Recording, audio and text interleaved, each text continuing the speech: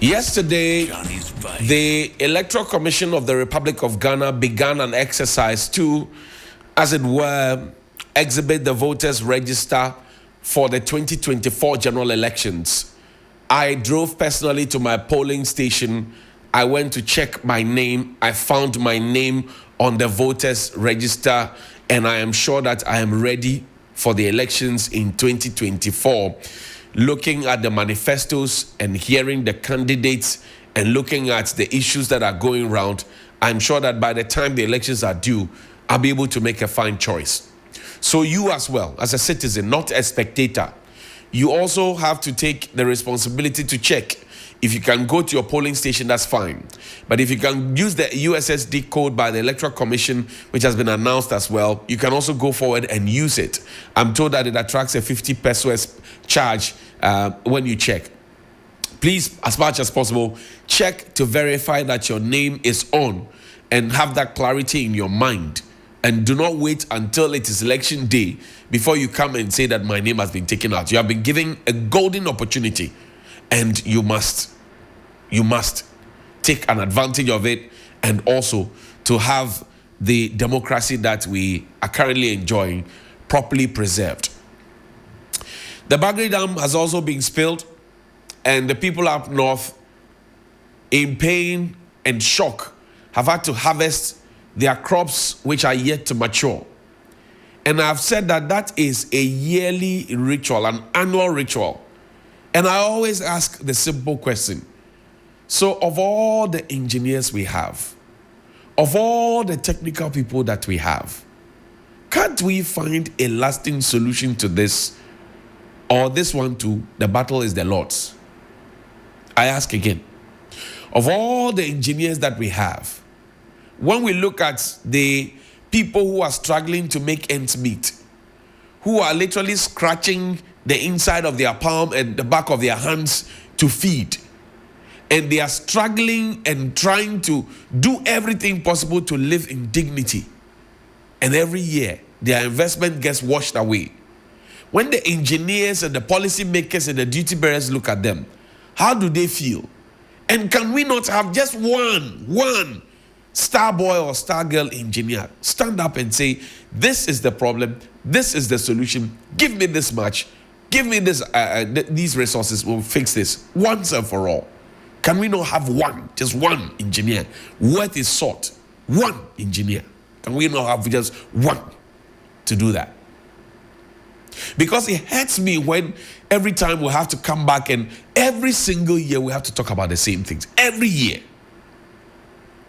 And I still feel the pain of having spent $12 million. 12 million US dollars. Do the conversion of 1 to 16. $1 to 16 cedis. And tell me how much $12 million is. We use that just for mobilization for the Korle-Bu multipurpose dam, which we were told in 2020 by the Vice President that we had finished. It's one of the key projects. Here we are in 2024. He says, even though we have not done it, it will be the priority. Meanwhile, his boss says the National Cathedral is the priority of all priorities in the world for him. You know, yesterday we went to sleep as a country, knowing that the Ministry of Youth and Sports had told the Public Accounts Committee under oath that Ghana Broadcasting Corporation had been paid $3-point-something million. GBC came and said, oh, what we got was not even up to $150,000. So please come again. And yesterday, we all as a country went to sleep as if nothing had happened. We are talking over $2 million. We can't account for it. Shika eyi ayira. Sikano edi ayira. Ayira. As far as the explanations now, the back and forth, Sikano eyi ayira. Ayira. How much did we want to, did we set out to achieve or target to reach or get from the e-levy? How much? We'll come to this matter. But take me to Korle-Bu first. Korle-Bu has a rejoinder to something that has been going on in the media for some time. And yesterday when I saw this, the Johnnie's first thing that Vice. came to me was, oh, so Korle-Bu knows how to write statements and press releases.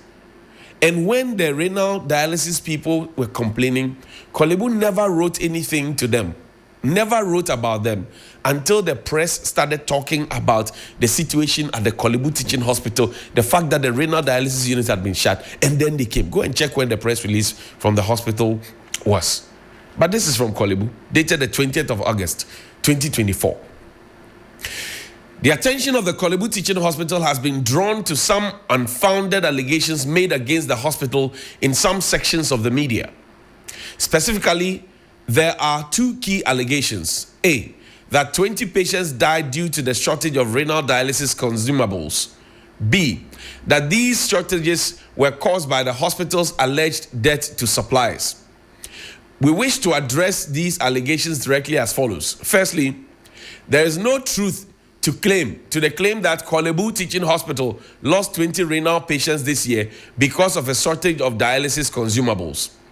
We have no record of any deaths during the period of shortage at the renal, so we have no record of any deaths during the period of shortages, means that there were shortages at the renal dialysis unit. The allegations appear to have originated from a misinterpreted media flyer and infused with sensationalized online commentary on Facebook. Secondly, the Ministry of Health has settled the arrears due our suppliers. Currently, Korle-Bu does not owe 6 million Ghana cedis to the suppliers. Currently, Korle-Bu does not owe 6 million Ghana cedis to the suppliers.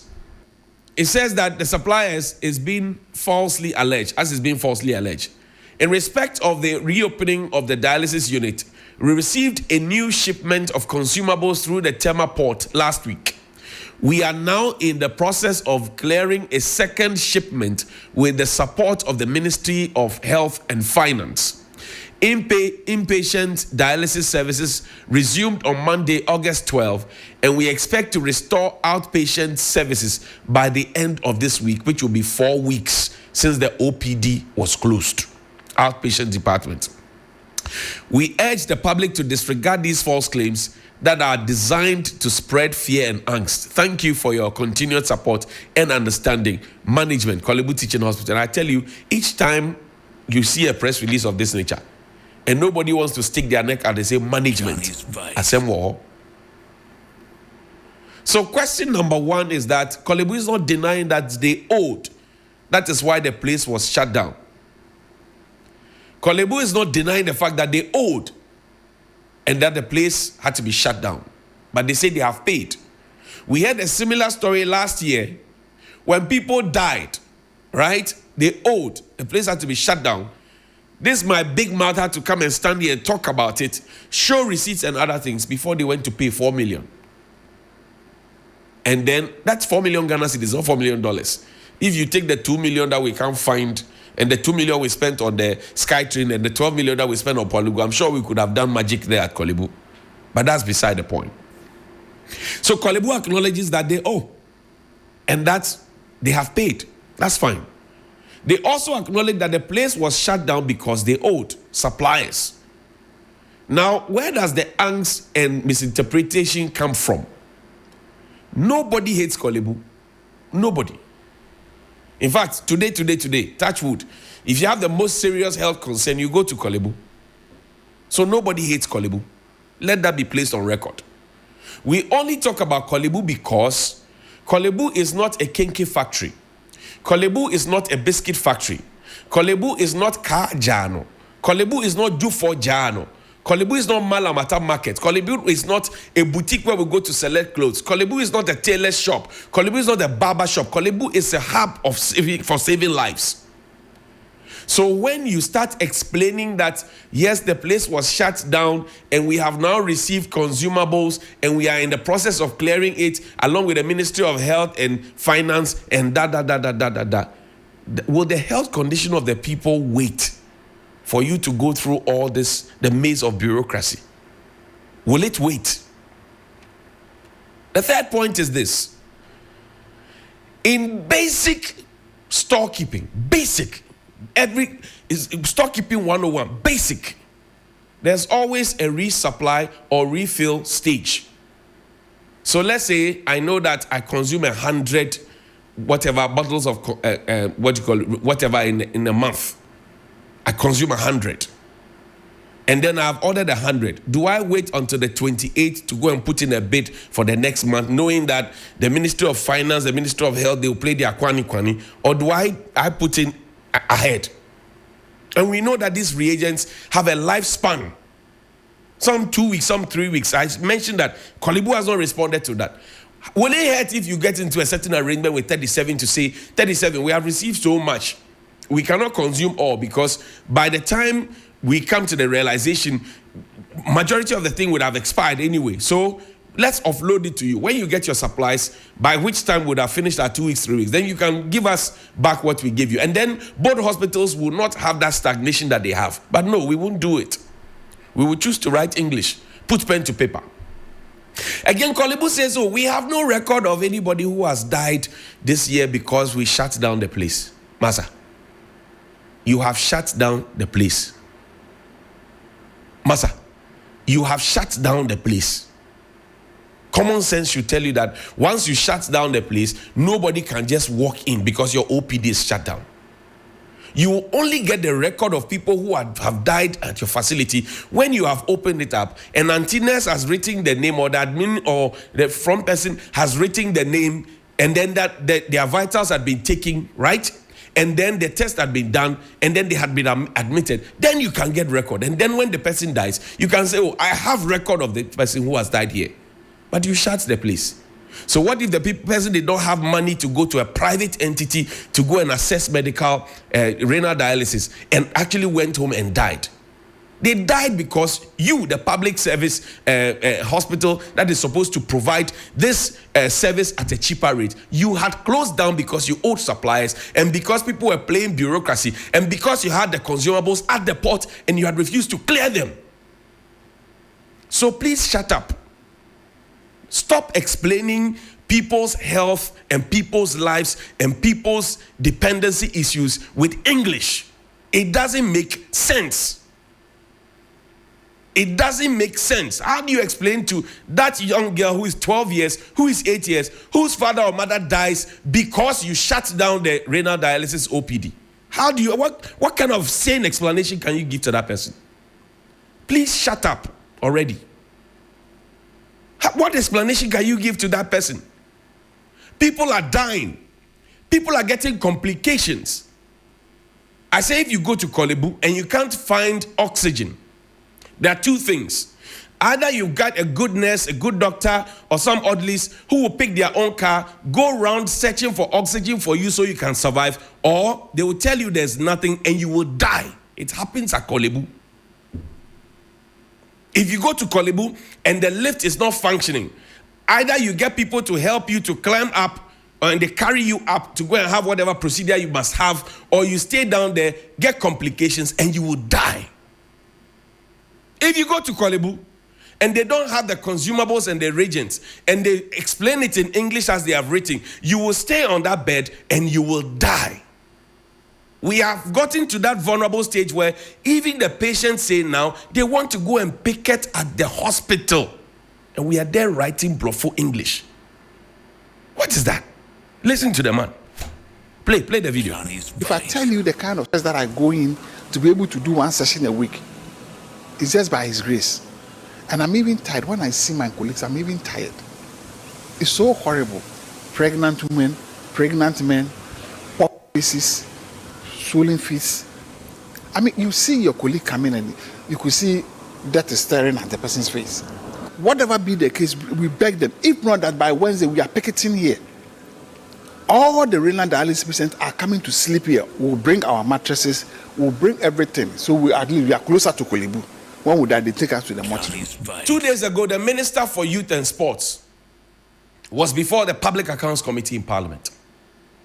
Sam Nache George, Member of Parliament for Ningo Pram, asked a very simple question.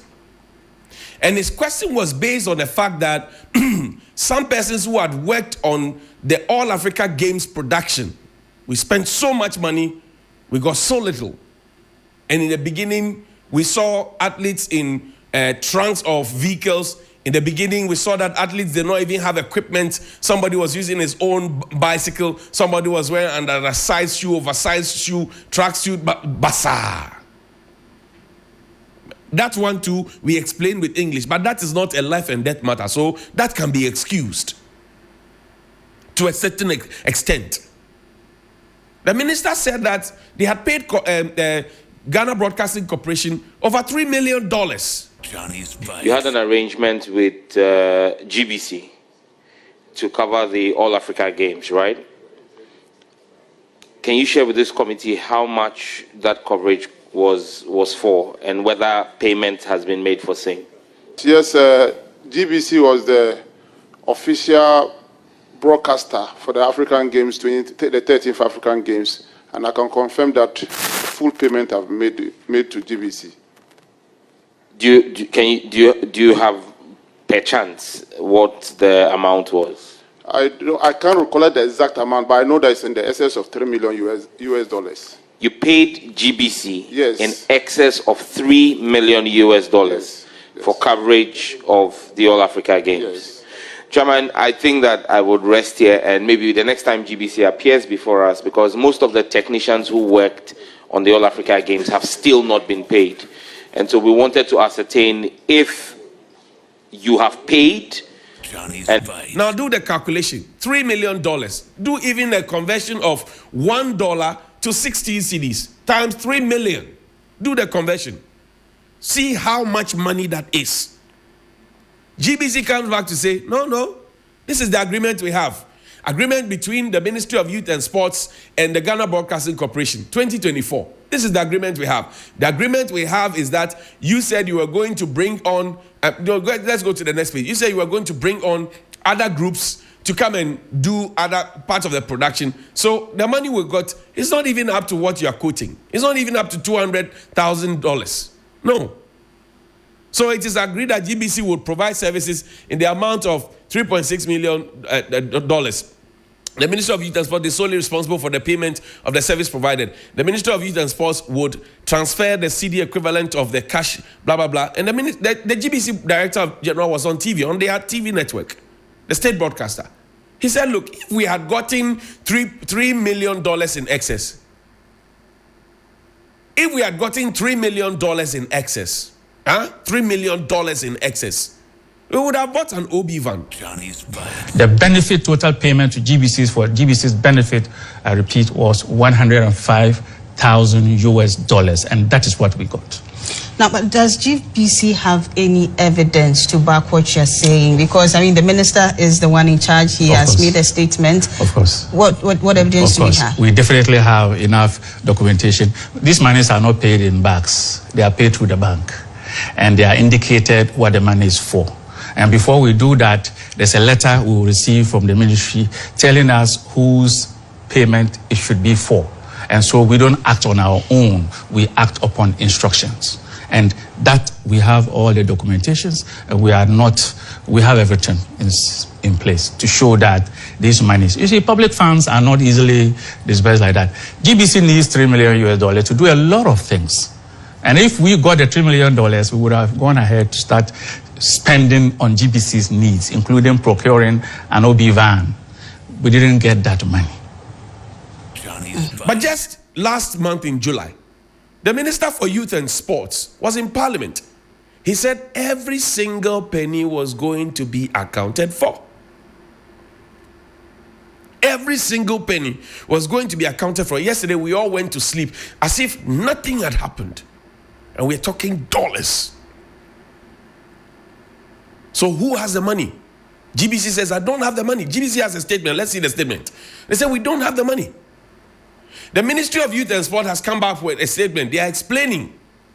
Is that what the Gen Z say? You go explain, you go they tire because you get no evidence.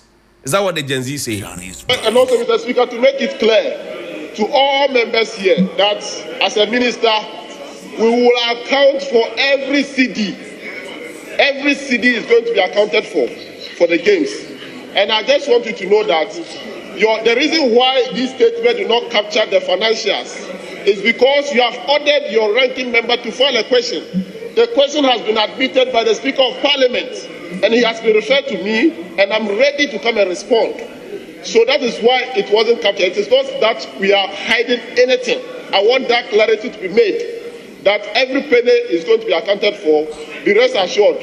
You should rather be congratulating Team Ghana, because so far we have not seen the minority issuing any statement in congratulating the sportsmen and women who fought very hard in lifting our flag of our country very high, and you have never done that. Neither you, the leadership of the minority, or even the ranking member or the committee for the sports. And we must start asking questions as a people. We are not asking enough questions. We are not asking enough questions. This is GBC's response to the Honorable Chairman of the Public Accounts Committee, Parliament of Ghana. Dear Honorable Chairman, payments for all African games and to the technicians. The management of Ghana Broadcasting Corporation wishes to respond to two statements made at the 20th August 2024 sitting of the Public Accounts Committee as public interest questions, which were broadcast live. Per an agreement with the Ministry of Youth and Sports, GBC, as the official broadcaster, was to supervise the technical production teams that were to bring into the country their own production equipment and to undertake the production of the All-African Games. It is important to clear that GBC was the official broadcaster but not responsible for the technical production of the games. The technical production was outsourced as GBC did not have the equipment to produce the games. The following organizations were responsible for the technical production: PGS, Quality Media Production SL, the production room. Let's see the other list. Thank you. So GBC is stating here that they got only $105,000. So the statement that was made that they got in excess of $3 million comes as a surprise to them. It's signed by Professor Amin Al-Hassan, Director General of the Ghana Broadcasting Corporation. Let's see the next document from the Ministry of Youth and Sports. The ministry is also clarifying. It's a clarification on the amount paid to the Ghana Broadcasting Corporation for the coverage of the 13th African Games. We refer to the Public Accounts Committee sitting on Monday, the 19th of August 2024, where the Minister for Youth and Sports, Honorable Mustafa Yusuf, led the National Sports Authority and the National Youth Authority, two agencies under the ministry, to respond to issues raised by the Auditor General. At the sitting, the Member of Parliament for Ningo Prampram constituency, Honorable Samuel Nate George, asked a public interest question regarding the payment to Ghana Broadcasting Corporation for their production and broadcasting services rendered of the 13th African Games, to which the Honorable Minister responded that GBC was paid in excess of $3 million. The ministry's attention has been drawn to comments made by the Director General of GBC stating that they did not receive the said amount. We wish to make the following statements to clarify the issue. This minister spoke in English and is clarifying with English under the government of a man who is the best English speaker in terms of our political class so far. Arish Rich Kuntumri for Onyele. Hey, the Ministry of Youth and Sports, through the local organizing committee, received proposals from various stakeholders for the production and broadcasting rights for the 13th African Games. B, some organizations submitted proposals in excess of $6 million, which the ministry deemed excessive. C, also, the ministry, in its quest to build local capacity and leave a legacy after the 13th Africa Games, engaged the GBC to become the official broadcaster for the Games. D, the other reason for the ministry's decision was that the GBC's financial quotation for production and transmission was the lowest. E, with the understanding that GBC will use the services of their third parties to assist them implement their obligations. The local government total agreed amount was $3.6 million. Subsequently, an agreement was reached between the two institutions, the ministry and GBC. Let's see the next page. From the total amount of $2.5 million was paid directly to GBC in two tranches, $1 million and $1.5 million on 13th of March 2024 and 22nd of May 2024 respectively. Another amount of $1 million was paid to third parties upon the instructions of GBC in accordance with the contract. As a public institution, we are committed to transparency and accountability in the discharge of our mandate. I tell you, when they start equalization and start explaining your money away like this, there's only one thing maybe, that your money is gone. There are private contractors who have still not been paid. Pull those documents for me. Private contractors. One ran to me and told me that we are contacted to come and provide light for the boxing bout. We had to go and procure new equipment that we have not used before. They told us that we're going to give us tarpaulin to cover the lights so that they are safe. It rained. It rained. They kept the lights there. Half of the things they say have been destroyed. Now they have raised the invoice and they have agreed on the invoice. They took the invoice to the organizers and they are telling them that they should discount the amount that had been agreed, some of which they used to procure equipment, all right, so that they can be paid. When they say discount, it means they cut some off. Me and you, we are going to a deal. We agree that I'm going to give you a certain deal. This is the invoice. And then they agreed on the amount. There are different service providers and so they come together as a consortium and they lump it and they bring it. And you have agreed to each consultant's and each service provider's rate. Why do you come back and tell them that they should discount it? And yet the monies had been spent. The minister was just in parliament last month bragging that every penny will be accounted for. Where is the money for these people? And just so you know, show me the PPA. They have a PPA authorization. They went through the processes to get a PPA authorization.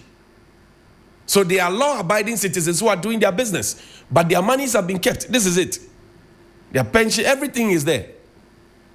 Everything is there. PPA is there. We got it on Wednesday, 19 June. They went there to go and get it signed. Everything is there. It has a logo of ADB. It has a logo. Everything is there. Bam. Public Procurement Authority. So where's their money? Do you remember that the same All Africa Games had volunteers come to say that they are owed their monies and they have to be paid their monies? Do you remember that? Volunteers. That they had their money and they had to be paid. Do you remember that? Do you remember that volunteers had to fight? Meanwhile, we had budgeted for it. We had given monies out for it. The question of accountability. The question of accountability. The question again of accountability of monies that we don't have, that we spend. Right. And then when we talk about corruption, they say, shut up, there's no corruption. You are only doing propaganda. There's no corruption. Come to me. They say there's no corruption. When you talk, they say, oh, there's no mismanagement. When you talk, they say, oh, there's no misappropriation. I'm telling you that the private business, some of the vendors, they are fuming with anger because they have agreed on fees with you. They have not failed on their part of the bargain. They have fulfilled their side of the bargain. They have delivered the service. Now it's time to pay them. You are telling them to discount how much they owe. You owe them so that you can pay them. What do you mean? That's the same thing we did to road contractors when we met them at Alisa Hotel. I told you about it some 5 years ago. Fidelity Bank conversation. Where I was sitting at Jowulu, Abelenkpe, Jowulu, that area, with one of my colleague broadcasters. Two contractors walked to me and said, look, we supported the party to come to power. Today they ask us to discount how much we are owed so that we can be paid. 10 to 15%. Ask the contractors, they will tell you. I say, ask the contractors. They will tell you. There are people who have presented certificates that are lying at the Ministry of Finance, and it is gathering dust. The banks are chasing them. Their assets are being confiscated because they can't pay. What kind of a country are we running? And then when we wake up, we say, let's grow business people. How do you want to grow business people when all you want to do is to try and put them in a certain corner and force them to take a certain term? How?